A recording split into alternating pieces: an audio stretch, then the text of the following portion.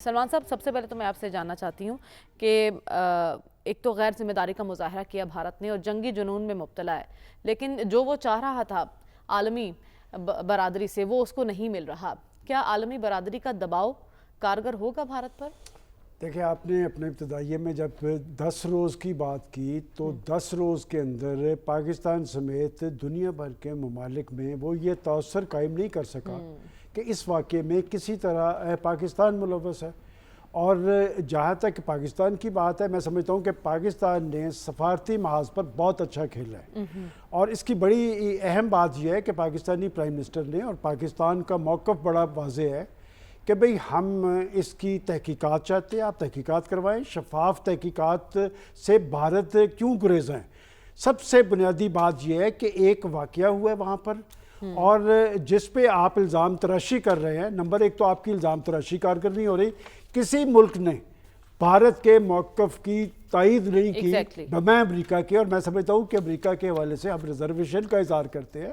امریکہ نے بڑا ذمہ دارانہ طرز عمل اختیار کیا، اور مارکو روبیو نے جو ٹیلی فونک کال کی پاکستانی پرائم منسٹر کو اور جے شنکر کو، آپ دیکھیں کہ اس کی جو پریس ریلیز جاری کی ہے امریکی ایمبیسی نے، انہوں نے کہا کہ پاکستان اور امریکہ کے درمیان اتفاق رائے ہے کہ اس واقعے کے ملزم کٹہرے میں آنے چاہیے، اور جے شنکر کے حوالے سے وہ کہتے ہیں کہ ہم نے زور دیا کہ یہ کشیدگی ختم ہونی چاہیے۔ مطلب یہ کہ جب پاکستان کا پرائم منسٹر بار بار یہ کہہ رہا ہے کہ بھئی آپ تحقیقات کروا لیں، ہم تعاون کرنے کے لیے تیار ہیں، یہ بات انہوں نے لازمی کہی ہوگی جے شنکر کو بھی۔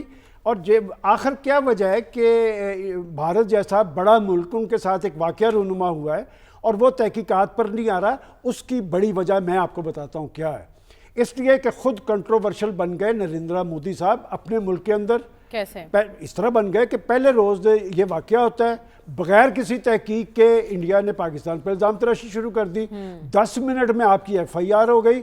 اور پھر اہم بات یہ کہ جب آپ APC کرتے ہیں تو اپوزیشن لیڈر آپ کے ڈیفنس منسٹر کو کہتا ہے کہ ہماری تو 8 لاکھ فوج وہاں پر ہے، چپے چپے پہ لوگوں کی تلاشیاں ہوتی ہیں، یہ کون لوگ تھے، دہشت گرد کیسے آئے، کہاں چلے گئے؟ اتنا بڑا واقعے کے بعد اس پہ اس نے کہا کہ یہ ہماری نااہلی تھی۔ تو بات یہ کہ نااہلی کا اعتراف وہاں پر ہو چکا ہے۔ بھارتی انٹیلیجنس ایجنسی را کے سابق سربراہ نے بھی اعتراف کیا۔ آپ آرمی چیف کی بات کریں، جب آرمی چیف صاحب پریس کانفرنس کر رہے تھے تو یہی کویسچن ان سے ہوا کہ جناب وہاں پر ہماری فوج موجود تھی، وہاں پر 3 لیئرز میں ہماری سیکورٹی تھی، کون آئے کون کر گئے؟ تو وہ جواب دینے کی بجائے اٹھ کر چلے گئے۔ تو بات یہ کہ اس ساری کیفیت میں وہ دفاعی محاذ پر چلے گئے ہیں اور پاکستان کا بیانیہ قبول کیا گیا ہے۔ اب آ جائیں کہ پولیٹیکل صورتحال کے اندر آپ دیکھ لیں کہ وہاں پر جو کیفیت طاری ہوئی ہے آج تک وہ یکسو نہیں ہے، لیکن پاکستان کے اندر اگر 22 اپریل سے پہلے کی صورتحال دیکھیں تو سیاسی محاذ پر ایک تناؤ تھا، ایک ٹکراؤ تھا، ایک بے یقینی تھی کہ عسکری محاذ پر پاکستان کی عسکری لیڈرشپ کے جرأتمندانہ انداز نے پاکستانی قوم کے اندر ایک حوصلہ پیدا کیا۔ سیاسی حوالے سے پاکستان کی پولیٹیکل لیڈرشپ نے جو شاید ناممکن سمجھا جا رہا تھا، ذمہ داری کا ثبوت دیا، اتحاد اور یکجہتی۔ اور سب سے اہم بات خارجہ محاذ پر آپ دیکھیں کہ پاکستان کے موقف کو سراہا جا رہا ہے۔ کیوں سراہا جا رہا ہے میں بتاتا ہوں۔ اس کی وجہ یہ ہے کہ پاکستان 2 لفظ ہیں، ایک ہے مذاکرات، ایک ہے تحقیقات۔ پاکستان وہ ملک ہے جو ہمیشہ سے مذاکرات کی بات کرتا تھا، بھارت نہیں آتا تھا، اور مذاکرات کی بات وہ کرتا ہے جس کا کوئی سیاسی کیس ہوتا ہے۔ پاکستان کا ایک سیاسی کیس ہے متنازع ایشوز کے حوالے سے، اور تحقیقات کی بات بھائی جب خود جس پہ آپ الزام لگا رہے ہیں وہ کہہ رہے ہیں کہ ہم آپ سے تعاون کرنے کے لیے تیار ہیں، 10 دن ہو گئے آج تک اس بات کا جواب کیوں کر نہیں آیا؟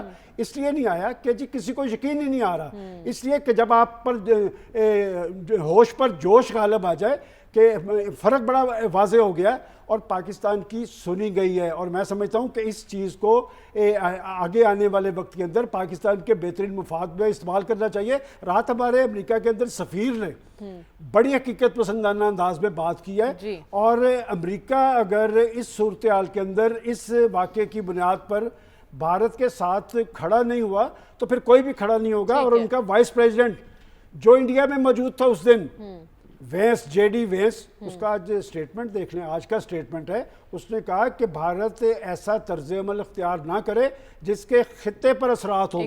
اس نے بھی کوئی واقعے کی تائید نہیں کی ہے۔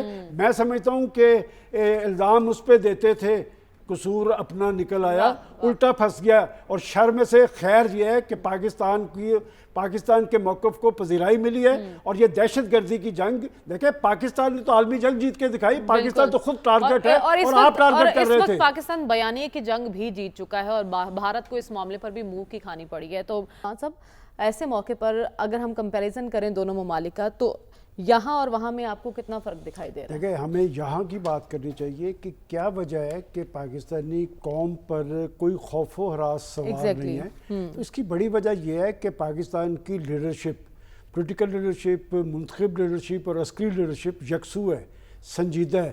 اور جہاں تک آپ نے سپہ سالار کی بات کی ہے تو میں سمجھتا ہوں کہ وہ کہتے ہیں نا کہ جب دل میں ایمان اور سینے میں قرآن اور ترجیح پاکستان ہو تو پریشان ہونے کی ضرورت نہیں ہے. اور میں سمجھتا ہوں کہ ایک وقت تھا کہ جب ایک سپہ سالار پیٹرول کی بات کرتا نظر آتا تھا, یہ تو خود جا کے اگلے بارڈر پہ اپنے جوانوں کے ساتھ یہ کہتا ہے, ایک میسج دیتا نظر آ رہا ہے کہ مہم جوئی کی تو منہ توڑ جواب ملے گا. اور وہ جو آپ نے اپنی ابتدائیے میں ایک بات کہی تھی کہ پاکستان کے ISPR نے درست کہا کہ اگر جنگ شروع کی تو پھر اگلا فیصلہ ہم کریں گے. تو یہ بات میسج ہے, اور میرا خیال یہ میسج اگر کوئی سمجھتا ہے تو صرف بھارت کی لیڈرشپ پہ, تو وہ جو اس پہ جو جنگی جنون سوار تھا نا, وہ میرا خیال افاقہ ہوتا نظر آ رہا ہے, ایستا ایستا اتر رہا ہے. وہ جو ایک خوف و ہراس کی فضا پیدا کر کے وہ سمجھ رہا تھا کہ شاید پاکستان کے اندر کوئی انتشار ہوگا, خلفشار ہوگا. ہمیں میرا خیال پاکستانی قوم نے ثابت کر دیا ہے کہ جب بھارت جیسا دشمن سامنے ہوتا ہے تو قوم متحد ہوتی ہے. اور اچھی بات یہ ہے کہ پاکستان کی ساری لیڈرشپ یکسو ہے, سنجیدہ ہے. پاکستان کی میں یہی پوائنٹ آگے لے کر بڑھنا چاہ رہی ہوں.